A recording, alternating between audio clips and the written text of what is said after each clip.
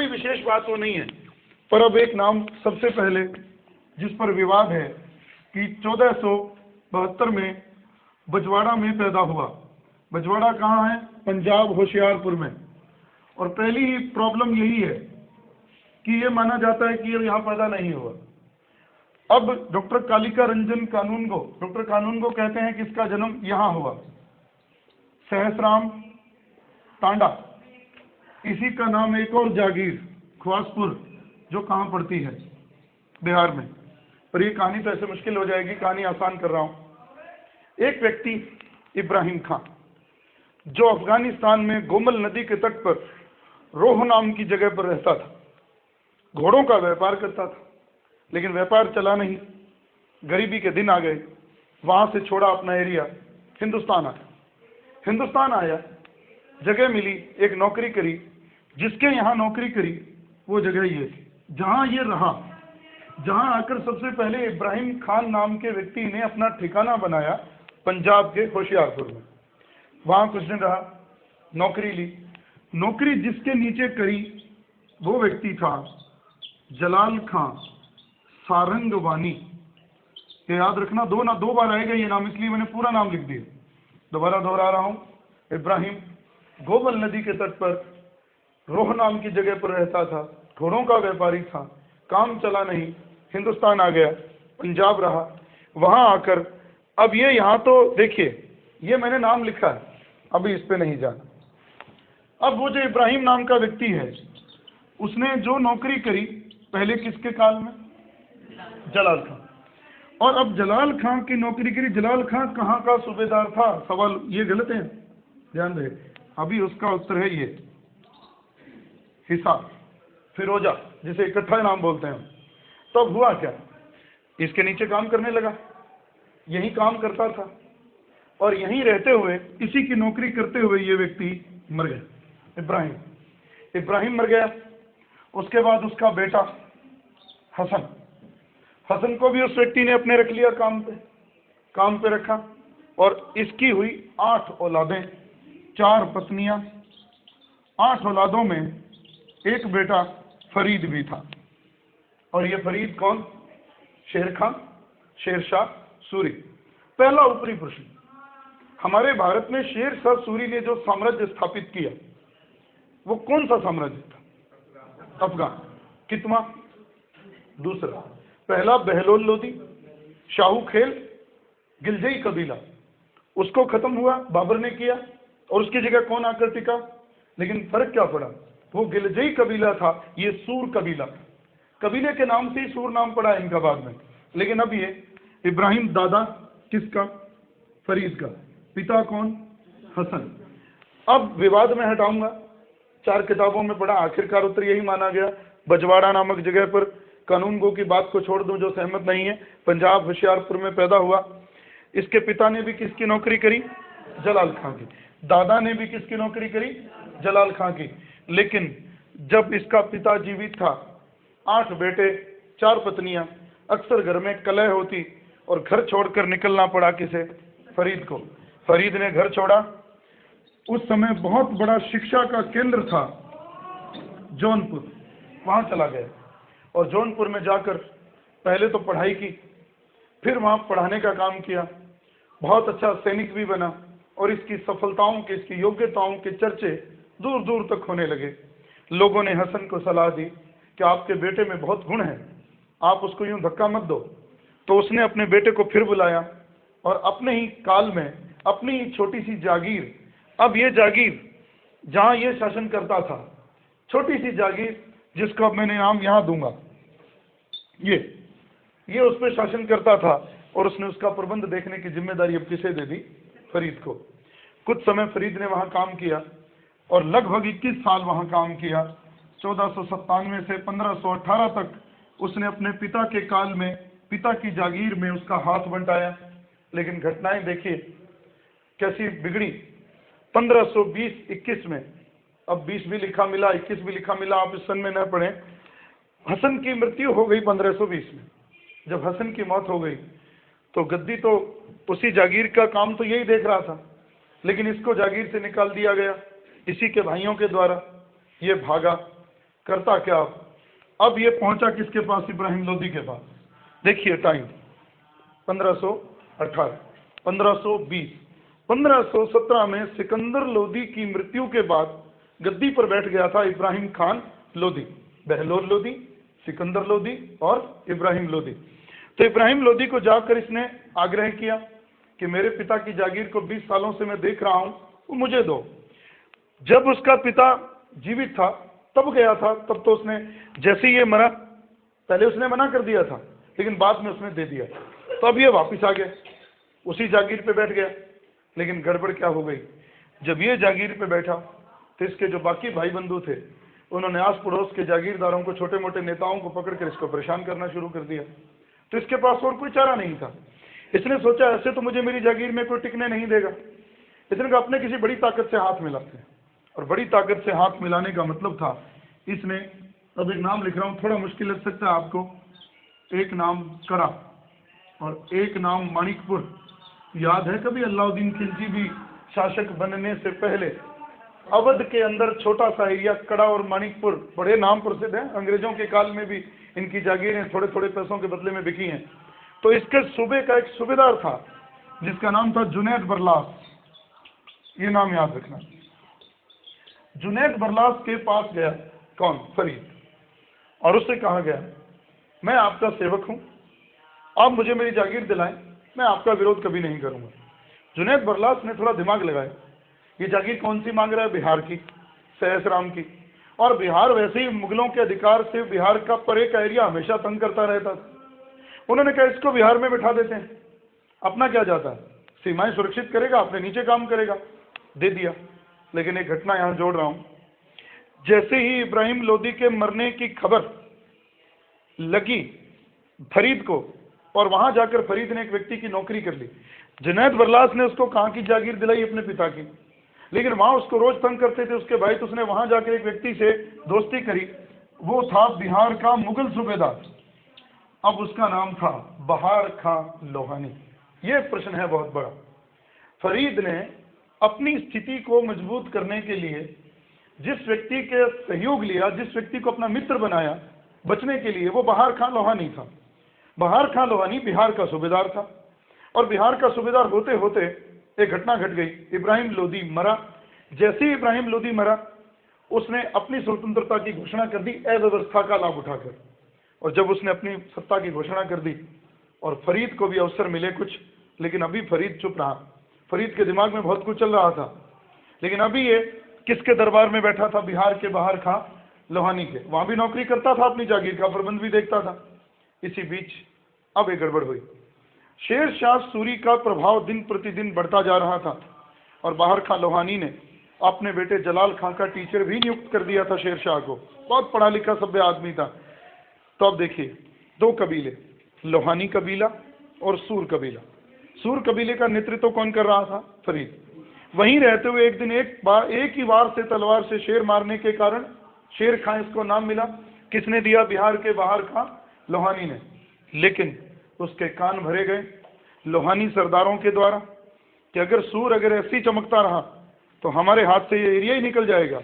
उन्होंने भड़काया बहार खां लोहानी को, और बहार खां लोहानी ने उसे अपने दरबार से निकाल दिया। और अब शेर शाह का जीवन शुरू होता, वहां से निकला और अब पहुंच गया मुगलों की सेना में। याद रहे, बाबर के चंदेरी के युद्ध में शेर शाह मुगलों की ओर से लड़ा। 15 महीने तक उसने मुगलों की नौकरी करी थी, और उस दौरान उसने मुगलों की अनुशासनहीनता देखी थी। अब आपको ये बात बिल्कुल जाहिर है, अगर अब आपको ये बात नहीं पता तो फिर मेरे को लगता है कुछ नहीं पता कि अकबर की राजपूत नीति अपनाने के पीछे कारण क्या था। उसने राजपूतों को मित्र क्यों बनाया? ये लाइनें मैंने दो कही थी। वो विदेशी मुसलमान जो उनके साथ आए थे, जिनको आप मिर्जा कहते हो। मिर्जा कौन?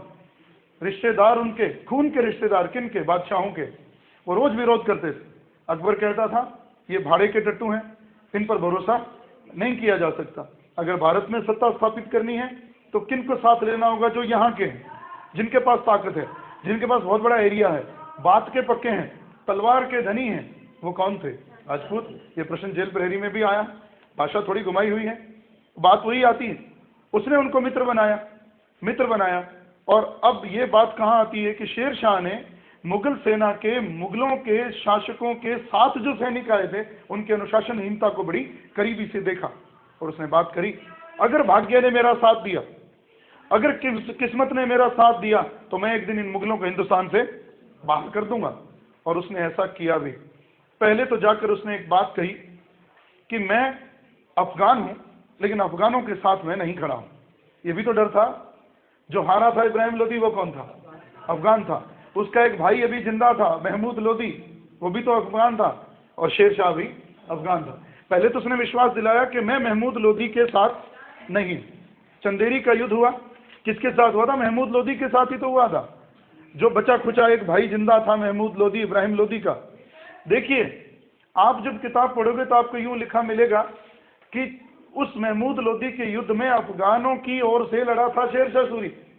लेकिन उस लाइन को गौर से पढ़ना, उसमें लिखा मिलेगा उसने पहले ही मैसेज पहुंचा दिया था जुनैद बरलास को कि मैं लड़ने आऊंगा, लेकिन मैं लड़ूंगा नहीं, मैं इनके साथ नहीं लड़ना चाहता। क्योंकि शेर शाह ने एक बात जान ली, ये अफगान हारेंगे। क्यों? क्योंकि इनमें एकता नहीं है। और इसलिए उसने देखा मैं मेरा भविष्य अंधकार में क्यों डालूं, और उसके इस तरह चुप रहने की वजह से उसको फायदा मिला। बाबर ने उसको अपने साथ जोड़ लिया, लेकिन जब साथ जोड़ लिया तो उसे वापस जागीर भी देने में उसने सहयोग किया। कौन सी? वही, ये जो लिखी हुई है। अब वो वहां का जागीरदार हो गया। लेकिन घटना याद रहे, सेना में भी सैनिक था, मुगलों की तरफ से इस जागीर का प्रबंध देख रहा था, लेकिन बाबर को उस पर शक हो गया कि ये बंदा बहुत महत्वाकांक्षी है। और ये लाइन पहुंच गई कहीं ना कहीं, खबर उस तक कि शेर शाह के मंसूबे कुछ और ही हैं। और देखो, योग्य आदमी की पहचान, बाबर आदमियों का बहुत बड़ा पारखी था। परख से ही तो उसने शेर शाह को रखा था। और जब लगा कि यह आदमी कल को महत्वाकांक्षी हो सकता है, तो उसको बंदी बनाने के आदेश जारी कर दिए। अब शेर शाह भागा, वापिस आया, फिर किसके पास? बिहार के बहार खां लोहानी के पास। अब लोहानी ने जिसने निकाला था वापिस रख लिया, क्योंकि इस समय बिहार की राजनीति बहुत उथल पुथल थी और अफगान धीरे धीरे पतन की ओर जा रहे थे। उसको लगा कि अगर एक योग्य आदमी मेरे पास आ जाएगा तो कम से कम मेरी स्थिति ठीक हो जाएगी। लेकिन दुर्भाग्यपूर्ण घटना घटी। 1529 में उसका संरक्षक, उसका मालिक बहार खां लोहानी इस दुनिया से चल बसा। जब वो इस दुनिया से चल बसा तो फिर उसका एक बेटा था छोटा, जिसका वो टीचर था, जलाल खां। जलाल खां का पहले तो था टीचर, अब शेर शाह ने फायदा उठाया, अब उसका बन गया गार्जियन। भाई गार्जियन बनना था, बड़े अरसे से जुड़ा हुआ था, टीचर भी था, अब वो उसका गार्जियन बन गया। अब आप यूं कह सकते हो कि बिहार के एरिया का डिप्टी बन गया, वो डिप्टी मैनेजर बन गया। वो काम तो सारा कौन कर रहा है? शेर शाह कर रहा है। और जलाल खां बेचारा एज ए शासक चुप करके बैठा है। अब एक बहुत बड़ी घटना, बहुत बड़ा प्रश्न, वहां के अफगान सरदारों ने क्या किया? जलाल खां को भड़काया। उधर की दिल्ली की राजनीति तो खराब हो चली थी, क्योंकि 1529 के बाद बाबर बीमार हो गया और बाबर 1530 के दिसंबर के महीने में इस दुनिया से चल बसा। और जैसे ही वो चल बसा, आपने खुद पढ़ी है बात, बाबर का बहनोई मेहंदी ख्वाजा और निजामुद्दीन अली खलीफा, दो लोगों ने मिलकर एक षड्यंत्र किया था 4 दिन का। उसमें वो कामयाब नहीं हुए। दोबारा याद करा दूं षड्यंत्र क्या था। हुमायूं को गद्दी से हटाने के लिए उन्होंने ये सोचा कि ये लायक नहीं है, हम गद्दी पर बैठा देते हैं बाबर के बहनोई मेहंदी ख्वाजा को। दोनों ने साजिश रच ली। एक दिन शराब पिया हुआ था मेहंदी ख्वाजा और निजामुद्दीन अली उसके घर चला गया। उसने कहा अगर आप राजा बन जाओगे तो पहला काम क्या करोगे? उसने कहा तुझे ही तो मारूंगा पहले, क्योंकि अगर तू जिंदा रहा तो फिर मेरा तो भेद खुल जाएगा। और वो योजना फेल हो गई और 4 दिन के षड्यंत्र के बाद हुमायूं गद्दी पर बैठा। और अगर मैं कहूं, हुमायूं बहुत पढ़ा लिखा था, ज्योतिष, दर्शन शास्त्र, बहुत गणित का पारखी, लेकिन एक अस्थिर मानसिकता का व्यक्ति जो एक काम को पूरा होने के पहले ही दूसरे काम में हाथ डाल लेता था, और उसकी इस अयोग्यता का लाभ उठाने के लिए तैयार था शेर खां। अब हुआ क्या? शेर खां वहां बैठा है, जलाल खां राजा है, लेकिन वो घुट रहा है। अब उन लोहानी सरदारों ने मदद मांगी बंगाल से। बंगाल में एक शासक था जिसका नाम था नुसरत खां। अब तक की कहानी यहीं रखें, और अब मैं थोड़ा सा एक काम और कर दूं जिससे थोड़ी परेशानी आसान हो जाएगी। हंसना नहीं मेरे नक्शे पे, हाँ, क्योंकि मुझे नक्शा बनाना नहीं आता, लेकिन एक फिर भी हम एक अंदाजा कर सकते हैं जिससे कि हमें थोड़ी सी बात समझ में आ जाएगी।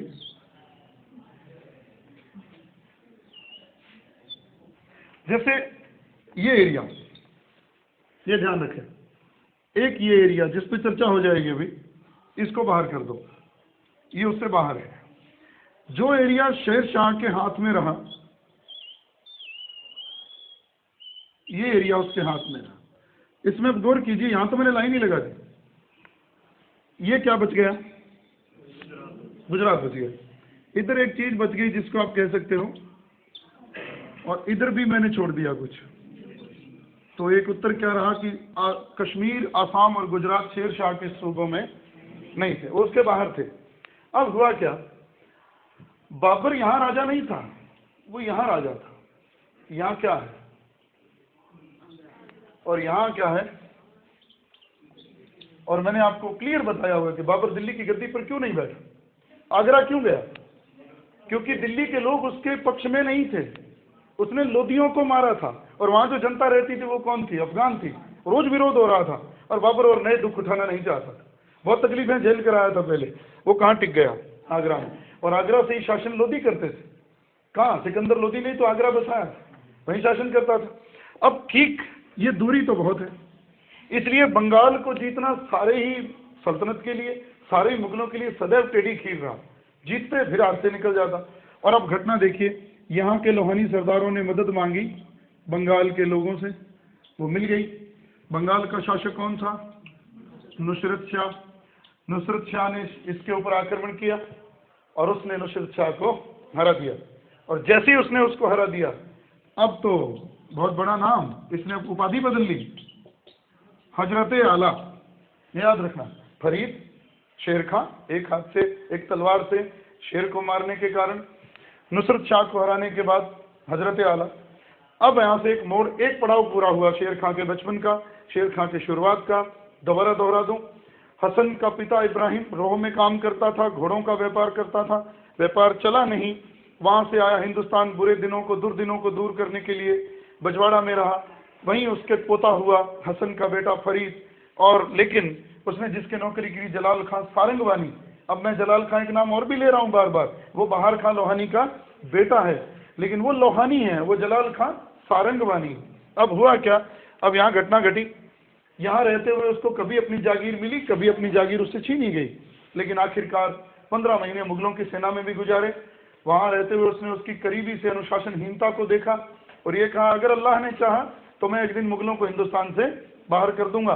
और एक बहुत शानदार बात मैं अभी बेहद कह दूं, जब ये मर गया था 45 में, 5 साल शासन कर पाया था हिंदुस्तान में, और डॉक्टर स्मिथ कहते हैं अगर ये थोड़े दिन और जिंदा रहता तो इतिहास के रंगमंच पर महान मुगलों को प्रकट होने का समय नहीं मिलता। बहुत शानदार बात उन्होंने कही, बहुत योग्यताएं थी, और अकबर ने भी इसको ही फॉलो किया भू राजस्व व्यवस्था के मामले में। मौलिकता, अब कुछ विद्वान कहते कि शेर शाह व्यवस्था सुधारक था, व्यवस्था प्रबंधक नहीं, लेकिन अकबर भी तो फिर सुधारक ही था, अकबर का अग्रगामी कहा जाता है शेर शाह से। लेकिन अभी बात ये, नुसरत शाह हारा और उसने हजरत आला की उपाधि धारण कर ली, और इन्हीं दिनों में अब कई घटनाएं एक साथ घटी। देखिए, अब कुछ नाम लिख रहा हूं, एक दुर्ग का नाम लिख रहा हूं, चुनारगढ़, यहीं पड़ते हैं, दक्षिणी बिहार में चुनारगढ़ है। और एक यहां भी किला बनाया उसने झेलम नदी के तट पर, जिसको आप कहते हो रोहतासगढ़, लेकिन ये अभी नहीं बनाया, ये तो बाद में आएगा। लेकिन हुआ क्या, चुनारगढ़ के दुर्ग पर एक मुगल सैनिक था जो उसका किलेदार था, और चुनारगढ़ का दुर्ग सामरिक दृष्टि से बहुत महत्वपूर्ण था। तो उसने क्या किया, चुनारगढ़ के दुर्ग की वजह से ही उसका सबसे पहली बार सामना किससे हुआ? मुगलों से। लेकिन अभी क्यों सामना हुआ उसकी वजह बनाएंगे। अब जब बंगाल का राजा हार गया तो उसके पास अवसर मिला कि थोड़े समय में बंगाल का राजा नुसरत शाह खुद अपनी मौत भी मर गया था। लेकिन अब घटना क्या घटी, उसने यहाँ पर यहीं रहते हुए चुनारगढ़ पर आक्रमण किया। वहां पर मुगल सूबेदार काम कर रहा था जिसका नाम था ताज खां। उसके मरते ही शेर शाह को अवसर मिला कि अब मैं चुनारगढ़ पर आक्रमण कर दूं। बहुत बड़ा प्रश्न है पेपर के लिए। ताज खां तो मर गया, ताज खां की विधवा जिसका नाम था लाड मल्लिका, जो कहाँ की देखभाल कर रही थी? चुनारगढ़ के दुर्ग की। चुनारगढ़ को जीत लिया गया, लाड मल्लिका से शेर शाह ने विवाह कर लिया, और इस तरह से चुनार का किला शेर शाह के अधिकार में आ गया। ये उसके जीवन की बहुत बड़ी विजय थी। लेकिन जब उसने चुनारगढ़ पर अधिकार कर लिया, इन्हीं दिनों में उसे खबर मिलती है कि नुसरत शाह बंगाल में मारा गया और उसकी जगह पर गद्दी के लिए लड़ाई हो गई है। आखिरकार एक व्यक्ति गद्दी पर बैठ तो गया, उसका नाम याद रखना, गयासुद्दीन मोहम्मद। ये नाम आपको याद नहीं रखना, लेकिन ये काम देगा आपको बहुत बड़ा। शेर शाह ने आगे बढ़कर देखो, एक अब राजनीति देखो उसकी, गौर कीजिए क्या उत्तर निकला। अभी तक उसके प्रयास किधर चल रहे हैं? इधर चल रहे हैं, इधर जा रहा है वो, इधर नहीं गया। क्यों? वो जानता था अभी मेरी औकात क्या है। वो जानता था हुमायूं नालायक है, लेकिन जब तक वो इस एरिया में अपनी शक्ति को सुदृढ़ नहीं कर लेता, तब तक उसको आगे बढ़ने का अवसर अभी नहीं है। उसने क्या किया, यहाँ रहते हुए बंगाल के गयासुद्दीन मोहम्मद पर 1533 में आक्रमण कर दिया। गयासुद्दीन मोहम्मद हार गया, लूटपाट करी, वापिस आ गया। 1535 में फिर आक्रमण कर दिया, और इस बार तेलियागढ़ी, बहुत बड़ा नाम है, जो बंगाल के कुंजी कहलाता था। इधर से घुसने के लिए बंगाल में दरवाजा था तेलियागढ़ी, और तेलियागढ़ी पर आक्रमण किया। और अब उसके जीवन का बहुत बड़ा क्षण, 1535 में जब उसने गयासुद्दीन मोहम्मद पर दोबारा आक्रमण किया, सूरजगढ़ के युद्ध में उसने गयासुद्दीन मोहम्मद को पराजित कर दिया, और 13 लाख रुपए उससे उसने वसूल लिए, जो उसके जीवन का सबसे बड़ा मोड़ था। ये याद रखना है, दोबारा दोहरा रहा हूं। अब एक घटना, पिक्चर फिर क्लियर कर रहा हूं। जैसे ही बहार खां लोहानी मरा, उसका स्वामी मरा, उसको आजाद होने का अवसर मिला, और जैसे ही वो स्वामी मरा, उसके बेटे जलाल खां ने बंगाल की मदद ली। बंगाल की मदद तो मिली, लेकिन कामयाब नहीं हुए। शेर शाह ने उनको पराजित कर दिया, और नुसरत शाह हार गया, और उसने हजरत आला की उपाधि धारण कर ली। जैसे ही उसने हजरत आला की उपाधि धारण करी, अब वो थोड़ा और आगे बढ़ा, उसने चुनारगढ़ पर अधिकार कर लिया, और चुनारगढ़ के शासक ताज खां की विधवा लाड मल्लिका से उसने विवाह कर लिया, और एक ऑथेंटिक उसका मालिक बन गया। क्योंकि लाड मल्लिका के नाम तो वो दुर्ग था, उससे विवाह कर लिया तो उसका वास्तविक मालिक बन गया। अब कोई चैलेंज नहीं है। अब इसने क्या किया, ये मरा, उसको खबर मिली, और उसने उसके उत्तराधिकारी पर आक्रमण 2 किए, 33, 35 वाले आक्रमण में 13 लाख रुपए लिए उससे। सूरजगढ़ का युद्ध था, और ये उसके जीवन के चरम तक लाने में बहुत बड़ा सहयोगी बना। 13 लाख रुपए बहुत थे उसको आगामी अभियानों के लिए, जो उसको हुमायूं के खिलाफ मदद दे गए। लेकिन अब याद रहे, बंगाल भी अब किसके अंडर में आ गया? शेर शाह के। और अब जागा कौन? हुमायूं। देखो घटना ये 1535 की है, तब तक गद्दी पर कौन बैठा? हुमायूं है। लेकिन वो इतना निकम्मा कि इतना कुछ शेर शाह कर गया, और उसे खबर तक नहीं मिली। खबर मिली पर उसने ध्यान नहीं दिया। अब यहाँ एक बात को विराम दे रहा हूँ, अब हुमायूं को जगाते हैं। उसने क्या किया, उसने यहाँ से खबर ली, और खबर ली, अब देखिए पीछे चलो वापस, 1532, जब उसने किसको जीता? चुनारगढ़ को। और मैंने ये लिखा था, मुगलों से पहला सामना शेर शाह का किस वजह से हुआ? चुनारगढ़ की वजह से। अब चुनारगढ़ किसके कब्जे में था? शेर शाह के। हुमायूं आ गया, हुमायूं ने चुनारगढ़ को घेर लिया। समय था 1500 का, बिल्कुल लास्ट टाइम। 4 महीने घेरा पड़ा रहा। शेर शाह तो बैठा चुप करके, लड़ने दो, कोई नतीजा नहीं निकला। उल्टा शेर शाह ने उसको संधि में उलझाया। मैं आपसे संधि करना चाहता हूं, मैं लड़ना चाहता ही नहीं। पहले तो हुमायूं अकड़ा रहा, नहीं मैं तुम्हें हराऊंगा। शेर शाह ने एक बात कही कि मैं अपने बेटे कुतुब खां को आपकी शरण में भेज सकता हूं, मुझे माफ कर दीजिए। लेकिन हुमायूं थोड़ा समझदार निकला कि कुतुब खां को मत भेजो, अपने बेटे जलाल खां को भेजो। वो लड़ रहा था वहां, तो वो तो शेर खां माना नहीं। अब हुमायूं फंस गए। गौर करो, घटना जोड़ो। साल आ गया 33। कहाँ आओ? मेवाड़ आओ। मेवाड़ में रानी कर्णवती थी, उसके ऊपर आक्रमण किसका हुआ था? गुजरात के।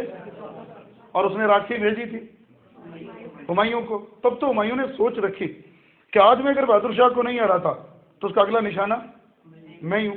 अकल तो थी, चला गया। जैसे ही मालवा पार करके सारंगपुर पहुंचा, उसको चिट्ठी मिलती, संदेश मिलता है किसका वाला? बहादुर शाह का, कि क्या एक काफिर के खिलाफ मुसलमान का वध करेगा। हुमायूं ज्यादा पढ़ा लिखा था, बेवकूफी कर गया। सीमा पर खड़े होकर मेवाड़ की उसके पतन होने का तमाशा देखता रहा, लेकिन बच नहीं पाया। अगले ही वर्ष इतना एम्बिशन से भरा हुआ बहादुर शाह किसके खिलाफ आ गया? लेकिन अच्छी बात रही कि हुमायूं ने उसे पराजित कर दिया। लेकिन मेरा कहने का मतलब, अब हुमायूं के लिए एक मजबूरी थी, उसको चुनारगढ़ को छोड़कर जाना पड़ा, और मजबूरी में वो संधि कर गया शेर शाह से। और शेर शाह ने कुछ समय के लिए अपने बेटे कुतुब खां को 500 घुड़सवारों के साथ हुमायूं की शरण में भेज दिया। लेकिन ये उसका वहां भेजने का मतलब क्या था? कुछ समय के लिए हुमायूं को कहते ना पर्दे में रखना। वो कर क्या रहा था? कहने को तो उनका क्या बन गया, वो मनसबदार बन गया, लेकिन एक्चुअल में कर क्या रहा था? वो शक्ति इकट्ठी कर रहा था। 1532 से लेकर 36 तक उसने इस पूरे एरिया को जीत लिया। अभी मैंने कहा ना, इसके बाद ही तो बंगाल का मालिक बना है वो 1535 में। अब ये पूरा एरिया उसके पास है। अब क्या हुआ? अब घटना क्या घटती है? जब उसने 1500, देखिए अब घटना जोड़ो, 32 में कौन आया? हुमायूं। छोड़ के कब गया? वो जब दूर चला गया, कहाँ आ गया? राजस्थान में। यहाँ आ गया मेवाड़ में, दक्षिणी राजस्थान में। जब यहाँ आ गया तो ये दूरी देखिए, 1000 मील से भी ज्यादा है। जब इतनी दूरी पर बैठा है शेरशाह, तो उसको कुछ भी करने की इजाजत हो गई है, कहने की जरूरत नहीं है। अगर वो यहाँ कोई उपद्रव करता है तो जल्दी से हुमायूं के पहुंचने की संभावना है वहां नहीं है, महीना भर तो लग जाएगा, और लगता है अक्सर इतनी दूर, आज की तरह तो है नहीं। उसने क्या किया? उसी का ही तो लाभ उठाकर उसने किस एरिया को जीत लिया था? बंगाल। नुसरत शाह मरा, गयासुद्दीन पर आक्रमण किया, किसकी दूरी का लाभ उठाया? हुमायूं की, और इस पूरे एरिया का मालिक बन बैठा। अब हुमायूं जागा, किसको हराने के बाद? बहादुर शाह को हराने के बाद। फिर लौटा, आगरा आया। आगरा आकर उसे खबर मिली कि भाई उसने तो आगे बढ़कर बंगाल को भी जीत लिया। तो फिर हुमायूं बढ़ा, कहाँ आया? बंगाल। जैसे ही हुमायूं बंगाल पहुंचा, शेरशाह ने बंगाल खाली कर दिया। शेरशाह ने बंगाल खाली कर दिया, और वहां पर रसद सामग्री जो थी वो खा पी के नक्की कर गया, उजाड़ गया उसको, गौड़ को, राजधानी जो बंगाल की थी। और वो उजाड़ कर यहीं आकर रास्ते में बैठ गया, बिहार में, जिसका नाम था चौसा, गंगा के तट पर। वो तो आके रास्ता रोक के बैठ गया, और हुमायूं पागलों की तरह बंगाल में बैठा जश्न मना रहा है कि मैंने शेरशाह को भगा दिया। 4 महीने शराबों में डूबा रहा। 4 महीने बाद उसकी आंख खुली, और मई का महीना वो चल पड़ा वापिस अपनी राजधानी को आगरा। लेकिन उससे उसके साथियों ने सलाह दी, इस एरिया से मत जाओ, ये एरिया किसके अंडर में पड़ता है? शेरशाह के। वो नहीं माना, पक्के रास्ते चल पड़ा, जिसको जीटी रोड कहते हो। चल तो पड़ा, लेकिन यहाँ आकर उसे खबर मिली कि आपके दामाद जी तो सामने ही बैठे हैं। वो गया नहीं थे। अब देखो, उसने फिर यहाँ उसको धोखा दिया। भाई हुमायूं इसीलिए बेवकूफ है। अभी क्या हुआ था, वो अभी चौसा पहुंचा था। इससे पहले कि शेरशाह अपने खेमे को ठीक करता, हुमायूं अगर आक्रमण कर देता तो नतीजा कुछ और होता। हुमायूं चुप करके अपना खेमा लगा लिया। और यहाँ मैं एक बात पहले कह चुका हूँ, अब मैं यहाँ ज्यादा लंबी नहीं करूंगा बात। शेरशाह पहले पहुंचा था उससे, निस्संदेह वो ज्यादा आगे था। उसने ऊंची पहाड़ी पर अपना ठिकाना लगाया, और मजबूरी में मैदानी भाग में किसे अपना कैंप लगाना पड़ा। और महीना कौन सा? मई का।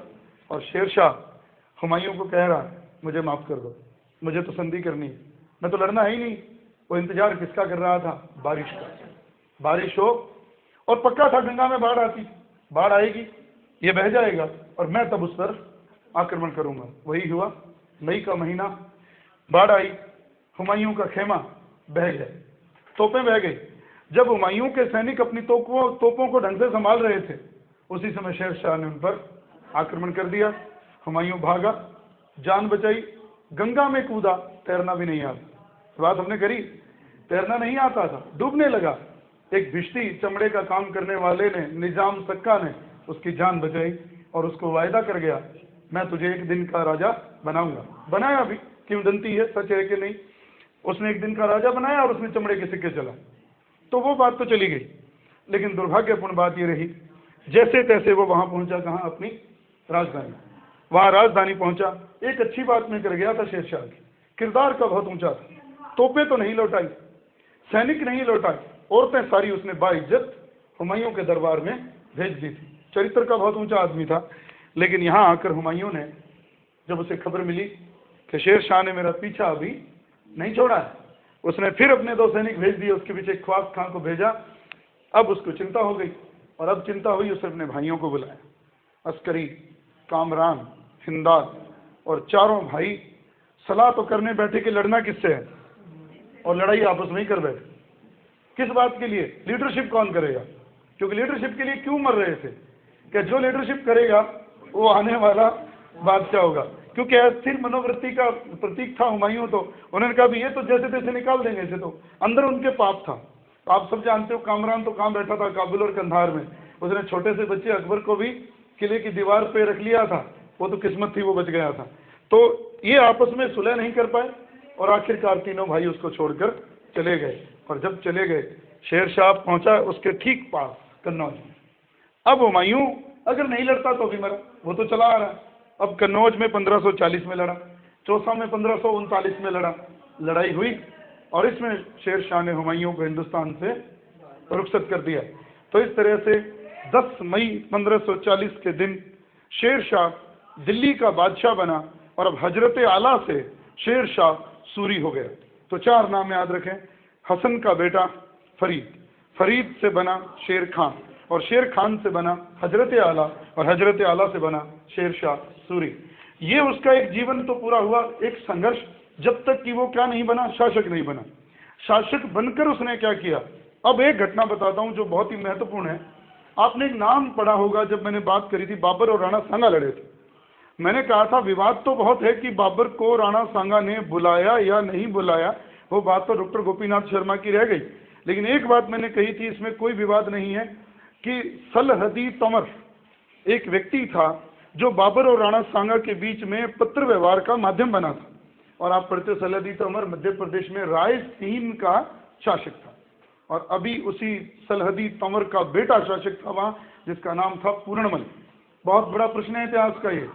रायसीन में जो मध्य प्रदेश में, ठीक ये जो एरिया जहां मैंने लाइन खींची है, यहाँ जो उसकी सीमा पर था, यहाँ का शासक था पूर्णमल, जो किसका बेटा था, सलहदी तंवर। जो सलहदी तंवर कौन, जो बाबर राणा सांगा का मित्र। लेकिन राणा आरोप लगाता है कि सलहदी तंवर ने आखिरकार मुझे धोखा दिया, वो बाबर से मिल गया और मैं हार गया। लेकिन अभी बात ये, सलहदी तंवर का बेटा पूर्णमल क्या करता था, शेर शाह उसका दुश्मन क्यों बना। वो अपनी रियासत में क्या करता, मुसलमानों की औरतों को मारता, उनको नौकरी से निकालता, उनको जबरदस्ती हिंदू बनाता। बहुत हिम्मत वाला आदमी था वो। और आखिरकार शिकायतें पहुंचने लगी किसके पास, शेर शाह के पास। शेर शाह ने घेर लिया पूर्णमल को। लेकिन अब याद रहे, जब शेर शाह ने पूर्णमल को 1542 में घेरा तो हुआ क्या, कोई नतीजा नहीं निकला, शेर शाह जीत नहीं पा रहा। तो शेर शाह ने संधि का प्रस्ताव रखा। पूर्णमल मान गया, क्योंकि पूर्णमल को भी दिख रहा था मैं लड़ तो पाऊंगा नहीं, बड़ा अच्छा उसके पास सैनिक थे। ये मैं आगे बात करूंगा, ये सारे उत्तर आगे भी मिल जाएंगे, ऐसी कुशलता क्यों थी उसकी सेना में। पूर्णमल को कहा गया शेर शाह ने, चलो ठीक है हम आपसे संधि कर लेते हैं, मिलने आओ। जैसे वो किले से बाहर मिलने आया, उनको गिरफ्तार कर लिया गया और इस पूर्णमल के पूरे परिवार को जबरदस्ती मुसलमान बनाया गया। बहुत अत्याचार किए गए, कस्में खाकर कस्में तोड़ी गई। शेर शाह ने शपथ ली थी कि मैं तुझे कुछ नहीं कहूंगा, तुम हमसे संधि कर लो। जैसे ही बाहर आया, लोगों ने रो रो कर कहा औरतों ने, इसे मार दो, ये हमें बहुत तंग करता है। और शेर शाह ने उनकी सुनी और पूर्णमल को मार दिया और वहां भयंकर कत्लेआम मचाया। शेर शाह के जीवन पर एकमात्र कलंक कि वो ऐसा आदमी था नहीं, वो ऐसे ही लोगों को मारता नहीं था। लेकिन यहाँ एक कलंक है रायसीन के मामले में, पूर्णमल के मामले में। अब घटना देखिए 1542। अब आ जाइए, संक्षेप में बात करूंगा, हम इसकी बात कर चुके हैं पहले। मारवाड़ का मालदेव, मालदेव वही मालदेव जो राव गांगा का बेटा, राव गांगा के बहनोई राणा सांगा, खानवा के युद्ध में लड़ा था राव गांगा अपने बेटे मालदेव के साथ। अफीम की पिणक में बैठा था, मालदेव ने उसे मार दिया था। हम यही पढ़ते हैं, मालदेव गद्दी पर बैठा। सारी घटनाएं बाहर करता हूं। उसने 2 गलतियां करी थी। 2 गलतियां क्या करी थी, अपने 2 राजपूत भाइयों पर आक्रमण किया था, बीकानेर का राव जैत सिंह और मेड़ता का बीरमदेव। और देखिए बीरमदेव कौन, जोधा का बेटा दूधा, दूधा का बेटा बीरमदेव और बीरमदेव का बेटा जयमल, जो कहाँ लड़ा, मेवाड़ में, जयमल और फत्ता। तो उस बीरमदेव, राठौड़ भाई है ना उसका, मालदेव का, उस पर हमला कर दिया, वो हार गया। बीकानेर के राव जैत सिंह पर हमला कर दिया, वो हार गया। और वो दोनों भागकर किसकी शरण में चले गए, शेर शाह की, क्योंकि अभी शासन किसका है, शेर शाह का। एक तो बहाना शेर शाह को मिल गया। दूसरा बहाना शेर शाह को ये मिला, अब पिक्चर बिल्कुल क्लियर है, आगरा से किसे भगाया था शेर शाह ने, हुमायूं को भगाया था। वो भागकर पहले तो चला गया सिंध, ठीक है, लेकिन वो सिंध में जब था तो उसे मालदेव ने समाचार भेजा कि आप अगर आ जाओ तो मैं आपकी मदद करूंगा। ये इतनी हिम्मत उसकी पड़ कैसे गई, पहले तो सवाल ये, क्योंकि इस समय शेर शाह कहाँ बैठा था, बंगाल चला गया था विद्रोह को दबाने के लिए। तो वही बात मालदेव ने सोचा, महीना भर तो लग जाएगा, और महीने भर में जब तक वो लौट कर आएगा मैं कहाँ कब्जा कर लूंगा। मालदेव ने नहीं सोचा मैं दिल्ली पर अधिकार करूं, ये उसकी सोच नहीं थी। उसकी सोच क्या थी, कि मैं केवल हुमायूं को अगर दिल्ली पे बैठा देता हूँ या आगरा पे बैठा देता हूँ तो हुमायूं पूरा जीवन मेरा कृपा पात्र रहेगा और मेरी गद्दी हुमायूं की लड़ाई से तो बच जाएगी और हम एक कॉमन दुश्मन से दोनों को निजात मिल जाएगी, हम दोनों मिल जाएंगे, हम शेरशाह को हरा देंगे। लेकिन हुमायूं बेवकूफ़ी कर गया, एक तो कर्णवती के मामले में भी और दूसरी मालदेव से मदद के मामले में भी। 1.5 महीना चेक ही करता रहा कि मालदेव की असली इच्छा क्या है, और चेक करने में इतना समय गंवा दिया। ये लौट कर अब कहाँ आ गया? आगरा। और जब ये आ गया तो फिर बस, और ये भी याद रहे शेर शाह ने जहाँ से शासन किया वो जगह ये दिल्ली से, दिल्ली शेरशाही, शेरगढ़, किला एक कुहना मस्जिद, याद रहे सब कुछ। तो यहाँ रहते हुए उसको खबर मिली कि आपकी गैर मौजूदगी में मालदेव ने आपके खिलाफ जाकर किसको बुला लिया? हुमायूं को। बस 2 कारण काफ़ी थे, और तीसरा कारण तो सीधा सा है, जो सही कारण भी वही है कि शेर शाह जानता था जब तक मैं राजपुताना की विजय नहीं कर लूंगा तब तक मेरी दिल्ली सुरक्षित नहीं है। और उन दिनों में मालदेव बहुत चरम पर था। याद रहे फारसी शासकों ने मालदेव को हशमत वाला शासक भी कहा है, और हमारे हिंदुस्तान के लोगों ने पुरुषार्थी राजकुमार भी कहा है। मालदेव से उसकी लड़ाई हुई, मैं संक्षिप्त बात कर चुका हूं पहले। जैता और कुंपा मारे गए, मैदान छोड़कर भाग गया। कूटनीति के आगे मालदेव रात को ही मैदान छोड़कर निकल गया। जैता और कुंपा लड़े, और इसी युद्ध को जीतने के बाद शेरशाह ने कहा था मैं मुट्ठी भर बाजरे के लिए हिंदुस्तान की बादशाहत खो देता। वो युद्ध जनवरी 1544, पीडी महाजन मार्च 1544, आपके लिए कॉमन उत्तर 1544, ये याद रखना। अब हमारे राजस्थान की एक बहुत बड़ी ताकत पराजित हो गई, और इतना ही नहीं, शेरशाह आगे बढ़ा, उसने मेवाड़ पर आक्रमण कर दिया। लेकिन मेवाड़ में लड़ाई नहीं हुई। किले की चाबियां अपने नौकरों के हाथ, कारिंदों के हाथ उदय सिंह ने भेज दी। गौर कीजिए, पन्ना धाय ने किसे बचाया था? उदय सिंह को। 1537 में 15 साल की उम्र में मेवाड़ की गद्दी मिली उदय सिंह को, और गद्दी पर भी बैठा ही था। 22 साल की उम्र में ही उस पर हमला किसका हो गया? शेरशाह का। जब शेरशाह ने हमला कर दिया तो बिना लड़े उदय सिंह ने किले की चाबियां उसे सौंप दी, और आगे बढ़कर शेरशाह ने आमेर के रतन सिंह पर भी आक्रमण किया। याद है, भारमल का भतीजा। अब मैंने बात कही थी एक दिन, आस्करण, रतन सिंह, वो बड़ी पॉलिसी चल रही थी आमेर में, तो बहुत तगड़ा गेम चल रहा था, और उसी गेम का लाभ उठाया शेरशाह ने, रतन सिंह पर आक्रमण किया। रतन सिंह ने बिना लड़े ही हाथ जोड़ दी।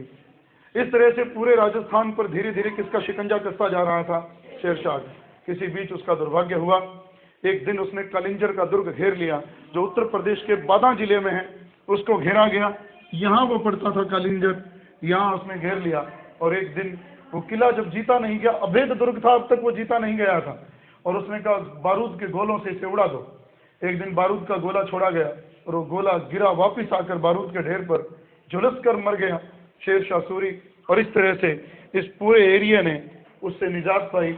और निजात कैसे? शेरशाह सूरी तो मर गया, उसका वंश खत्म नहीं हुआ। उसके बाद मैं थोड़ी बात करूं, इस्लाम शाह उसका बेटा, आदिल शाह शूर उसका उत्तराधिकारी, उसका मामा, बाद में गद्दी पर बैठा सिकंदर सूर, जिसे हुमायूं पराजित करके वापस दिल्ली में आ गया था। तो इस तरह से शेरशाह का एक पड़ाव पूरा हुआ कि उसने अपना राजनीतिक जीवन पूरा किया। अब इसके बाद जहाँ से प्रश्न आते हैं वो एरिया तो बाकी। उसने गद्दी पर बैठकर सुधार क्या किए जिसके लिए वो महान है? याद हो, उसने रुपया चलाया था, और डॉक्टर विंसेंट स्मिथ ने कहा था शेर शाह का रुपया वर्तमान ब्रिटिश मुद्रा प्रणाली का आधार है। बहुत बड़ी बात कही गई थी। और अब मैं बात कर रहा हूँ शेर शाह के कुछ सुधारों की। ये मत भूलना, उसकी राजनीतिक स्टोरी भले ही आपको कहीं लगी हो, कहीं याद ना रही हो, लेकिन अब मैं आपको थोड़ा उल्टा पढ़ाऊंगा। किताबों में जैसे दिया वैसे नहीं, फिर आप क्या करोगे? जो काम की बात है तब तक आप थक जाओगे, काम की बात पहले जो पेपर में आती है। देखो, हम उसके सुधारों में कुछ तो ये पढ़ेंगे, उसके सैनिक सुधार, एक हम पढ़ते हैं उसके प्रशासनिक सुधार, फिर हम पढ़ते हैं वित्त सुधार या वित्त में सुधार, फिर हम पढ़ते हैं राजस्व में सुधार, और एक सबसे बड़ा प्रश्न उसके कल्याणकारी कार्य। लेकिन यहीं से ही तो प्रश्न बनता है, शेरशाह कहाँ है? इस कहानी में नहीं था शेरशाह। शेरशाह जिसके लिए आज तक जिंदा है, शेरशाह इस कहानी में। उसकी मैं अब जहाँ से बात पढ़ूंगा, पहले यहाँ से, जहाँ से आपको प्रश्न पेपर में आएगा। शेरशाह ने क्या किया? उसने सबसे पहले अपने एरिया की जितनी भी भूमि थी उसकी नाप करवाई, उसको नपवाया, और नपवाने का तरीका जिससे उसने उठाया, ये याद रहे, गज सिकंदरी, जो किसने बनाई थी? सिकंदर लोदी ने। लेकिन इसने गज सिकंदरी का नाम बदला, उसने इसका नाम कर दिया गज शेरशाही, और इसका एक नाम जरीब। इसलिए ये मत समझना जरीब को जन्म देने वाला अकबर था, जरीब को जन्म देने वाला शेरशाह था, लेकिन उसमें लोहे की कड़ियां जड़ने वाला अकबर था। इसने जो कड़ियां जड़ी थी वो बांस की थी। और अब याद रखना 39 अंगुल 31 इंच ये इसकी नाप थी। इसने भूमि का सर्वेक्षण करवाया जिस व्यक्ति से, अहमद खां से, ये भी याद रखना। अहमद खां ने पूरी भूमि को नापा, लेकिन याद रहे मुल्तान को नहीं नापा। गौर करनी है ये बात। क्यों? मुल्तान सीमा पर था, थोड़ा ऐसा एरिया था, मरुस्थली एरिया था, प्लेन नहीं था, उसको नापा नहीं जा सकता था। तो वहां पर लगान वसूली के जो तरीका अपनाया गया, बंटाई प्रथा, अभी बात कर दूंगा ये क्या होती है, पहले इसी पे चलते हैं। भूमि को नापा गया, भूमि को 3 भागों में बांटा गया, अच्छी, मध्यम, खराब, ये याद रहे। अब देखिए क्या मजेदार तरीका है उसका, यही तो समझने की बात है। पहला प्रश्न है भूमि की पैमाइश, फिर भूमि का विभाजन 3 कैटेगरियों में, अच्छी, साधारण या मध्यम या खराब। फिर क्या किया, साल की इसकी उपज जोड़ी कितनी आई, फिर साल की इसकी भी उपज जोड़ी कितनी आई, फिर इसकी भी जोड़ी कितनी आई, तीनों को 3 से कर दिया उसने भाग, तो 1 बीघा की औसत आ गई। वो क्या औसत आई कि अच्छी भी आ गई, बुरी भी आ गई, मध्यम भी आ गई। तो अब अगर मैं इस हिसाब से लोगों के ऊपर टैक्स लगाता हूं तो लोग परेशान नहीं होंगे, लेकिन इसकी आलोचना तो बाद में करेंगे। इसकी पैमाइश करने के बाद उसने जो टैक्स लगाया वो था 1/3। दोबारा दोहरा दूं, भूमि का पैमाइश अहमद खां से करवाई, जिससे करवाई गजे सिकंदरी, जिसको कहा गया गजे शेरशाही, एक नाम जरीब, 39 उंगल 41 इंच। याद रहे अकबर के काल में आकर 43 अंगुल 33 इंच हो जाएगा ये, इसलिए जोर दे रहा हूं इस पे। ये 39 अंगुल 41 इंच हो गई, तो सॉरी 31 इंच, हाँ सही, फिर वो 33 इंच हो जाएगी। अच्छी, मध्यम और खराब, 1/3 टैक्स।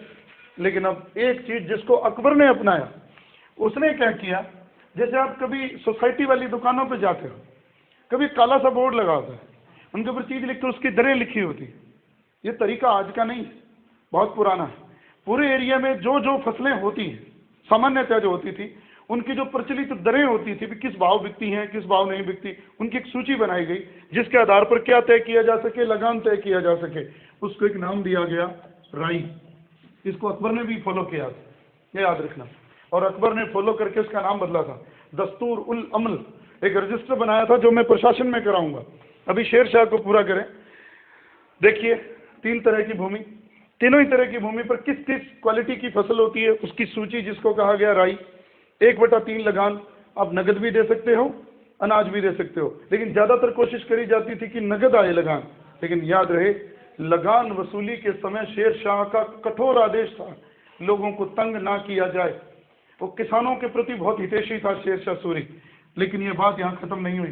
पेपर का बहुत बड़ा प्रश्न, अब वो क्या करता था, उसने अब प्रश्न आपसे ये पूछे ही ना, वो पूछे कि शेरशाह की जो प्रथा थी, भू राजस्व प्रथा, पहले मुझे पढ़ा लेने दो फिर आप उत्तर दोगे, और वो बहुत बड़ा प्रश्न बना हुआ।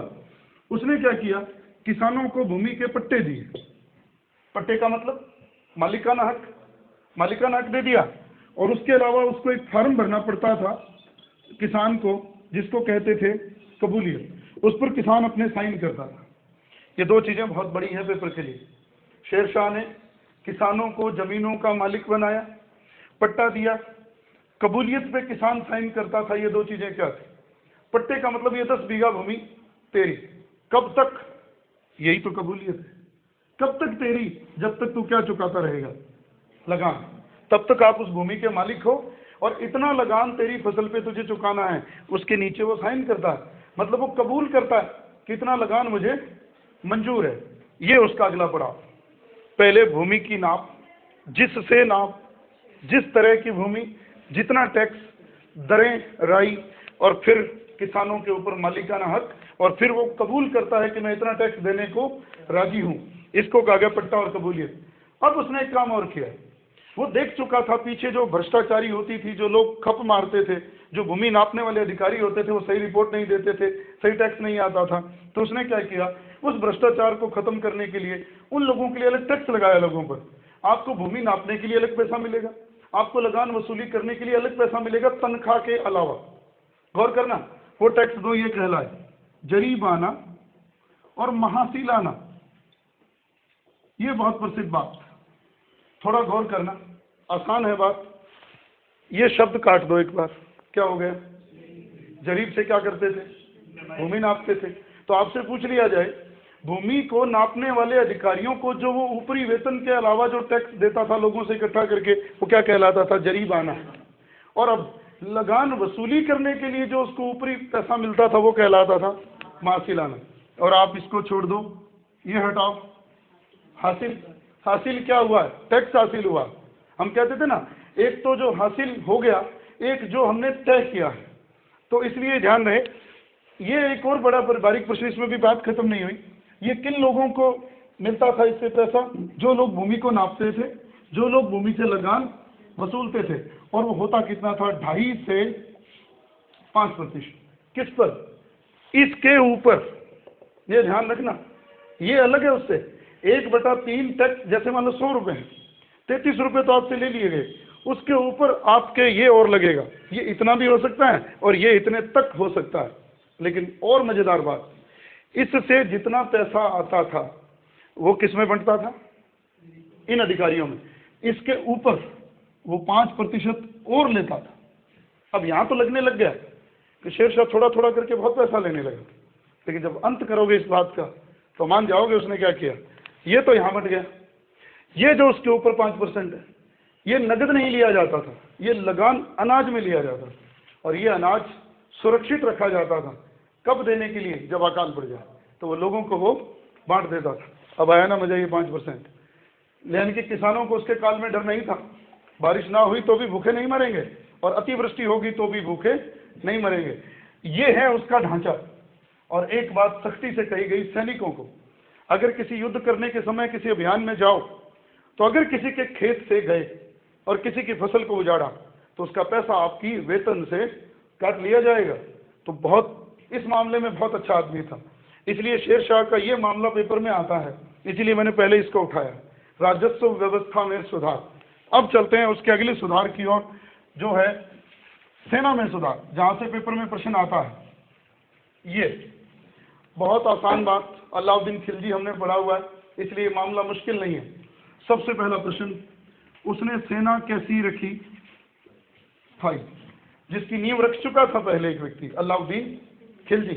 दिल्ली में पहले परमानेंट आर्मी रखने का काम किसने किया था? अलाउद्दीन खिलजी ने। स्थायी सेना रखी। और एक बहुत बड़ा प्रश्न, वेतन कैसे दिया? लेकिन थोड़ी गड़बड़ है यहाँ। अब एक तो विवाद बहुत बड़ा है, पर मैं उस विवाद को हटाकर पहले आपका उत्तर दूं। नगद वेतन जिसको मिला वो तो ये था, सैनिक। लेकिन इस व्यक्ति को वेतन के बदले अभी भी क्या मिलती रही? जिसको आप इक्ता कहते रहे हो पहले, अभी उस पर बात और करेंगे। सैनिकों को तो नगद वेतन मिला, लेकिन जागीर, प्रांत के सूबेदार को नगद वेतन नहीं, उसके बदले में उसे मिली जागीर। ये थोड़ा गैप, इसको ठीक करना। तो सबसे पहली बात, स्थायी सेना रखी। सैनिक नगद वेतन पाते थे। सैनिकों की भर्ती के समय, हालांकि भर्ती करने वाला अधिकारी कौन था ये याद रखना, दीवाने अर्ज, या जिसको आप कहते हो दीवाने आरिज। ये अधिकारी सेना की भर्ती तो ये करता था, उनकी पदोन्नति का मामला भी इसके हाथ में होता था। कहीं कहीं वेतन भी इसके बाद से ही मिलता था। लेकिन जिस समय सैनिकों की भर्ती होगी, उस समय उस भर्ती में उपस्थित कौन रहेगा? शेरशाह सूरी। क्योंकि एक साधारण इंसान से उसने गद्दी प्राप्त करी थी, उसके पीछे कोई बाप दादाओं की विरासत नहीं थी। उसने अपने घुटनों के दम पर दिल्ली को पाया था, और वो जानता था, क्योंकि वो मुगलों की सेना में रहते हुए मुगलों की सेना की अकर्मण्यता को बड़ी करीब से देखा था। उसने कहा अगर सैनिक कुशल नहीं हुए तो फिर राज्य टिकना बहुत मुश्किल है। तो उसकी भर्ती में वो खुद रुचि लेता था। जहां वो जो भूमि भर्ती करता था सैनिकों की, दीवाने आरिज।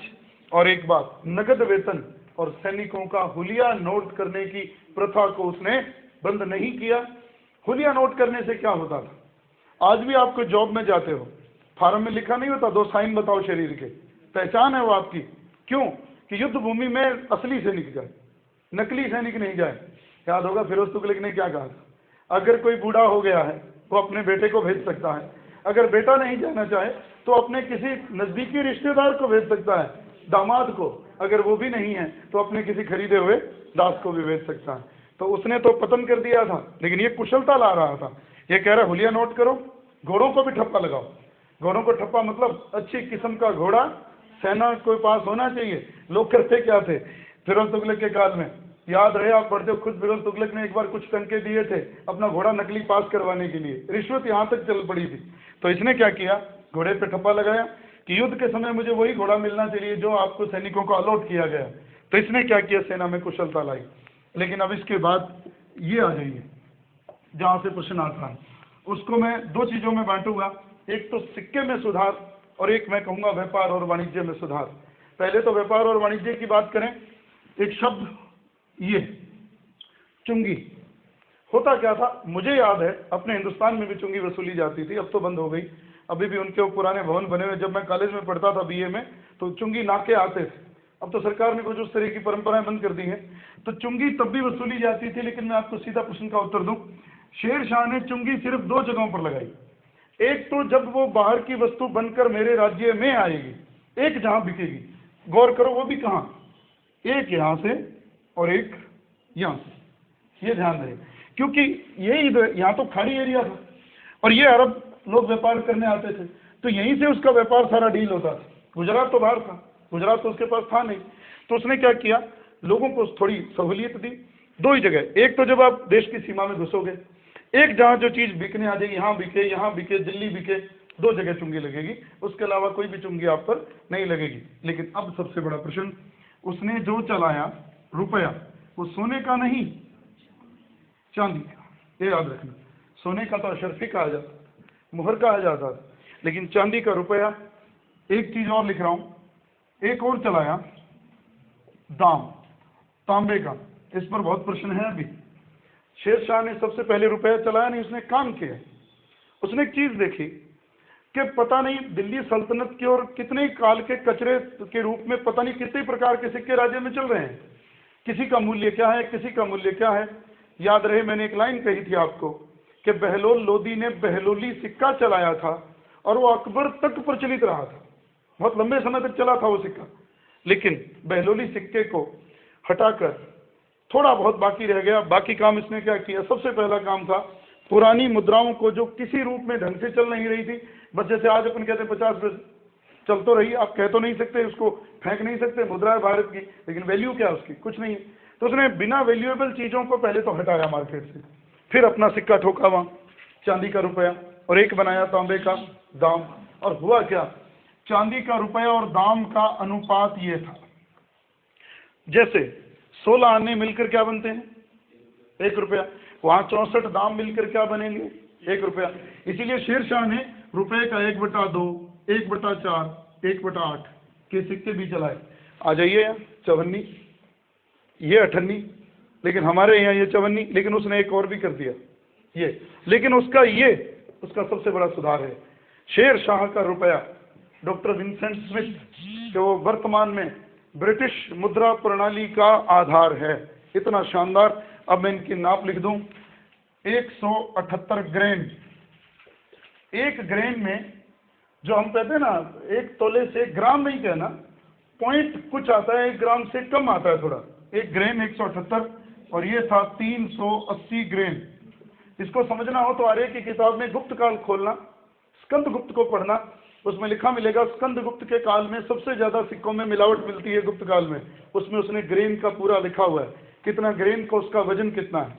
तो ये तो दाम तो था 380 ग्रेन का और ये था 178।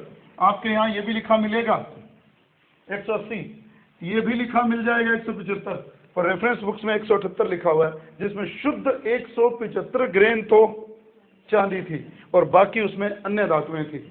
ये उसके जीवन का बहुत बड़ा सुधार। और अब हम पहुंचते हैं यहाँ और यहाँ। यही प्रश्न तय करेगा आपका शेर शाह का, उसका राजनीतिक जीवन नहीं। और अब जो बता रहा हूँ, पहले तो कल्याणकारी कार्य बता दूं, वो थोड़ा छोटा है इसलिए बात पूरी जल्दी हो जाएगी। शेर शाह के कल्याणकारी कार्यों में सबसे पहले एक नाम, सड़कें। एक सड़क नहीं, 4। पहली, जीटी रोड जिसे कहते हो, पेपर के लिए बात जीटी रोड थोड़ी पूछेगा, कहाँ से कहाँ तक। बात ये, बंगाल में सोनार गांव से लेकर, ये लीजिए यहाँ से शुरू करिए, वो पूरे इसको भी छुएगी, इसको भी छुएगी, और यहाँ निकलकर कहाँ पहुंच जाएगी है, सिंध तक। और वर्तमान में आप क्या कहते हो, कहाँ तक जाती है ये, अटक तक। आज ये नेशनल हाईवे 2 है, ध्यान रखना, 1 नहीं है, जिसको आप क्या कहते हो, grand trunk road, GT road. लेकिन एक बात और, अब मैंने एक दिन बहुत पहले बात कही थी और वो कहीं नहीं पढ़ी, आपने पढ़ी है तो गौर नहीं की। हर 2 कोस पर या 3 कोस पर, कहीं मिला 2 कोस पर एक मीनार बनी होती थी जिसको कहते थे कोस मीनार। आप कभी पूरी जीटी रोड का मुआयना करना, आपको हर 2 कोस कभी भी कोस मीनार सड़क के किनारे मिल जाएगी। और हर कोस मीनार के पास एक कुआं, एक पेड़, किस लिए, राहगीरों को छाया और पानी की व्यवस्था। क्या कमाल का आदमी था। मैं मानता हूं ये 5 साल नहीं, अगर अकबर की तरह इसको 50 साल मिले होते, आज मेरे हिंदुस्तान का इतिहास कुछ और होता, और हम ऋणी होते इस आदमी के। चाहे ये अफगान था, चाहे आज हम अकबर के ऋणी हैं, लेकिन हम इसके ऋणी होते। आज लग रहा है ना, अकबर ने तो सिर्फ इसको फॉलो ही किया है, और वो भी मेरे ख्याल से उतना सुधारात्मक रूप में नहीं जितना श्रेय वो ले गया, लेकिन उसकी नींव रखने वाला व्यक्ति यही था, शेरशाह सूरी। सड़कें बनाई 4, एक तो ये हो गई, सोनार गांव से अटक किया, जिसे आप पढ़ते हो सिंध के मुहाने तक, सिंधु नदी तक पहुंची वो। देखिए किसके लिए महत्वपूर्ण हो गई।